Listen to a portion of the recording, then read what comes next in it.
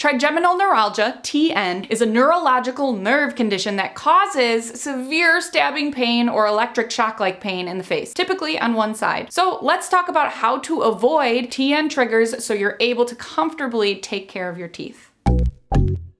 Hi, my name is Whitney and I'm a dental hygienist here to talk about trigeminal neuralgia, what it is and how to avoid triggers. So the trigeminal nerve is one of the largest nerves in our head and face. It's responsible for transmitting sensations from various parts of our face to our brain. It is divided into 3 branches, hence the tri in its name, each of which supplies different regions to the face, including the forehead, the cheeks, and the jaw. So it manages both the sensations and feelings, as well as physical motor functions such as jaw movement, chewing, blinking our eyes, a bunch of good stuff. Now, the part of the trigeminal nerve that runs alongside our jaw and face can get injured, and if a neurological injury does happen, it can cause chronic pain or inhibit signals between the nerve and the brain. Trigeminal neuralgia is one classic example. While the exact cause of trigeminal neuralgia is not known, things that may cause it are, like we said, irritation or damage to the nerve, trauma to the nerve. In addition, it can also be associated with conditions like multiple sclerosis, tumors, arthritis, stroke, genetics, blood vessel abnormalities, and/or idiopathic, meaning that it can happen without a clear cause or explanation. I will link the Facial Pain Research Foundation in the description box below if you'd like to learn more. But for the purpose of this video, we're talking about dealing with trigeminal neuralgia pain regarding your dental health. So pain from brushing, flossing, and or getting your teeth cleaned at the dentist, dental appointments in general. Because if you have trigeminal neuralgia, you know that the pain can be triggered even by the slightest stimuli. And sometimes this stimuli can feel extremely debilitating. So if you have trigeminal neuralgia, it's something especially important to tell your dental provider. Communicating your health history and any medications you're taking, it can all help ensure that your oral healthcare plan is tailored to your individual needs. Because with trigeminal neuralgia specifically, it can affect a dental patient and their oral healthcare in several different ways. For example, if the pain is triggered by brushing teeth, so you're avoiding brushing your teeth because of the pain, it makes sense, I would too. But of course, avoiding brushing can lead to lots of dental and health problems. So let's identify 5 common triggers that result in painful flare-ups and how to overcome or at least maintain and get through each one so you can still take care of your dental health. Number 1, physical stimulation. Like we've been saying, gentle touch or physical stimulation can often trigger symptoms of pain and discomfort in the face. Sometimes exposure to cold temperatures, such as cold water, can worsen the pain. So to help manage symptoms, it may be helpful to adjust your oral hygiene routine to things like making sure you never use cold water on your toothbrush. Many people find heat helpful. You can try holding some type of heat pack on your face while brushing and flossing, and or swishing with warm water before brushing may also alleviate symptoms. Warm water can really help soothe your mouth to get you through your brushing session. Same goes for if you're at the dentist. Be sure to bring your heat pack and a mug of hot water to use throughout the appointment as needed. Having said that, research shows that most people with trigeminal neuralgia cannot stand the cold. However, for some, the cold actually helps. So it's the opposite, which makes it very confusing. So from trial and error, you will learn which is better for you. If the cold helps, then use a cold pack on your face during your oral hygiene routine. But if the hot helps, of course, then use the heat. And another option is numbing gel. There are mouthwashes and sprays, which are normally for sore throats, that you can buy over the counter at any pharmacy, and they give a numbing effect. So if you're being triggered from touch, the spray can be directed at the area where you're feeling the most pain at home when you're brushing. I have had some patients, when I'm cleaning their teeth, they request topical gel on their gums prior to the cleaning, which can help as well. I'm happy to apply the gel to your cheeks and gums. In some cases, however, even with the gel all over your mouth, opening the jaw for a long period of time can still aggravate the nerve. So my best advice, again, what I always tell my patients is don't open so wide.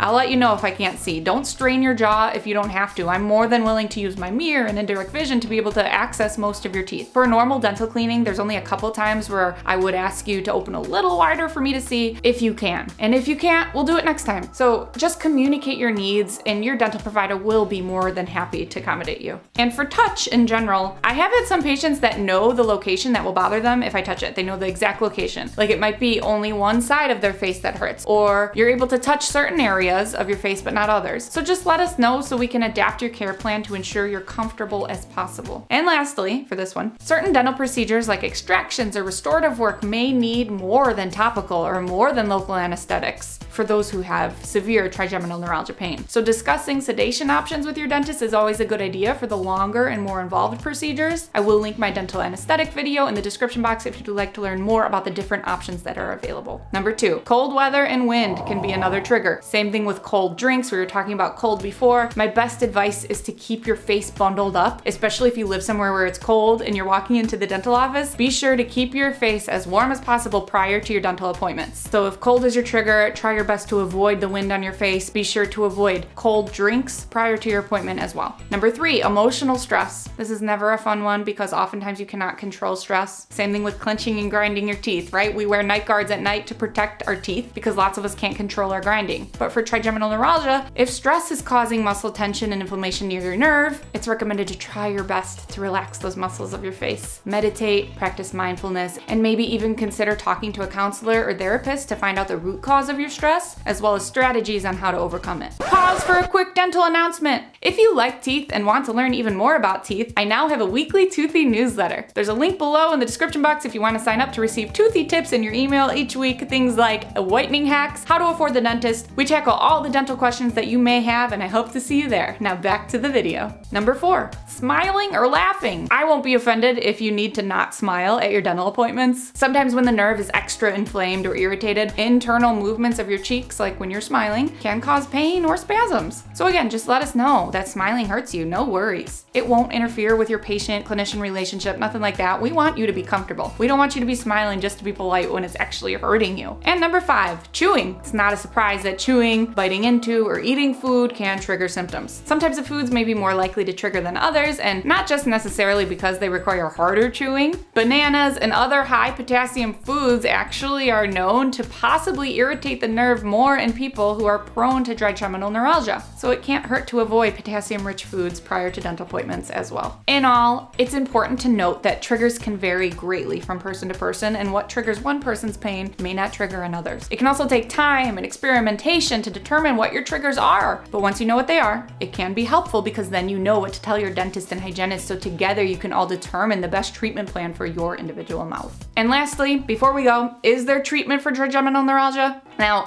this is out of my realm of dentistry. You would have to see a medical doctor to determine the severity of the condition and the underlying cause, which will help you find the best treatment. But some treatment recommendations are usually things like medication, such as anticonvulsants, muscle relaxants, anti-inflammatories, or other pain relievers. One thing about the meds is that some of the trigeminal neuralgia medications can actually cause dry mouth, and lack of saliva can also increase the risk of dental problems. I have a whole video about dry mouth if you'd like to learn more. Other treatments may include injections of local anesthetics or steroids, nerve blocks, or physical therapy. In some cases, surgical interventions may be necessary to remove a tumor or repair damaged nerves. Alternative therapies such as acupuncture or relaxation techniques may also be helpful in managing symptoms. So if you are experiencing symptoms of trigeminal neuralgia, seek medical advice from a healthcare professional who can help you determine the best course of treatment for your individual needs. I hope this video helped you. Please like, subscribe, and turn on your notifications if it did. If you want more teeth talk, you can visit my website, teethtalkgirl.com, and hang out with me on Instagram at teethtalkgirl. Peace,